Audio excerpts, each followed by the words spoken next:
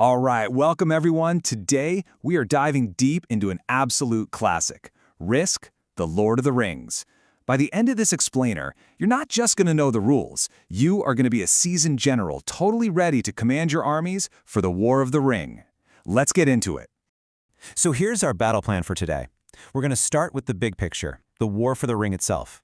Then we'll talk about mustering your armies, how the turn of the tide works, all the special rules that can aid your conquest, and of course, how you actually achieve victory in Middle-earth. Ready?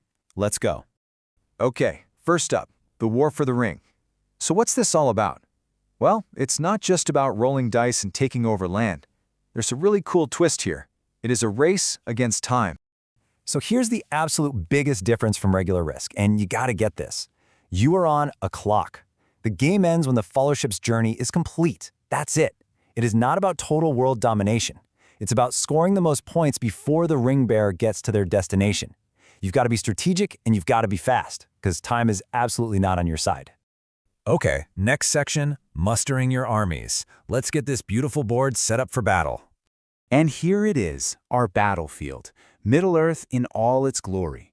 Now see that track along the bottom? That is the path of the Fellowship. And that's your game clock, right there. You'll also notice these special strongholds, which are super important for defense, and all the different colored regions you're going to be fighting over to get some serious bonus points. So, you're either going to play as the forces of good or the forces of evil. And each side has 3 types of units. You've got your basic infantry. These little guys are worth 1 battalion each. Then you've got the cavalry, a little beefier, worth 3 battalions. And then, well, then you have the big guns, the creatures like eagles or cave trolls. These are worth a whopping 5 battalions each. Yeah, they pack a punch.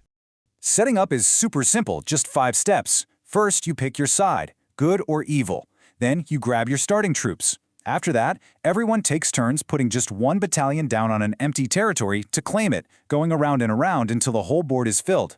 Last 2 things, you place your leader in one of your territories and you put the 1 ring token right there in the Shire. And that's it. You're ready to start the war. All right, on to the real meat of the game, the turn of the tide. This is how your turn works, and it's broken down into 5 clear phases. So, every turn you're going to go through these 5 phases in order. Reinforcement, combat, redeployment, drawing cards, and finally moving the Fellowship. We're going to break down each and every one. Okay, Phase 1, Reinforcements. This is where you get more troops.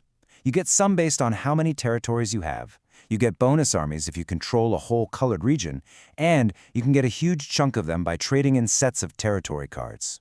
So right away you have a big decision. Do I spread my forces thin to grab more land, or do I focus on locking down a whole region for that sweet, sweet bonus? And now for the fun part, Phase 2, combat. It's pretty straightforward. The attacker rolls up to 3 red dice. The defender gets up to 2 black dice. You compare the highest die from each side, then the next highest. But here is the key thing you have to remember. The defender wins on a tie. That's huge. It means you can't just mindlessly throw your armies at a wall. A good defense can really hold out.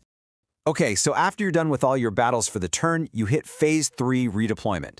This is your chance to move your troops from one of your territories to another connected one, to beef up a border or get ready for your next attack.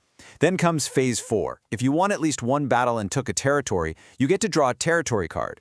Then we get to the final phase, the one you see here, moving the Fellowship. And this happens at the end of everybody's turn. The ring moves 1 space forward, ticking that clock down and pushing the game closer and closer to the end. Okay, Section 4, Aiding Your Conquest. This is where we talk about the special rules and the cool assets that can really turn the tide of a battle. This is the advanced stuff. All right, let's talk about 2 huge game changers, leaders and strongholds. Your leader is your hero on the board. They give you a +1 to your highest die roll whether you're attacking or defending. Pretty sweet, right? Now a stronghold only helps on defense, giving you a +1 to your highest defense die. But what happens when you put them together? A leader in a stronghold gets a +2 bonus on defense. That is a massive advantage. It's like trying to break into Helm's Deep. It's an incredibly tough position to crack. The cards in this game add a whole other layer of strategy. You've got your basic territory cards, which you get for conquering stuff, and they help you get more reinforcements. Simple enough. But then you have adventure cards. These are the really powerful ones. They can give you these awesome one-time effects or even secret missions. To get one of these, your leader has to be the one to conquer a territory with a special site of power icon on it.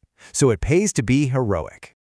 All right, last section, victory in Middle-earth. You've battled across the map, you've commanded your armies, but how do you actually win this thing? Let's find out.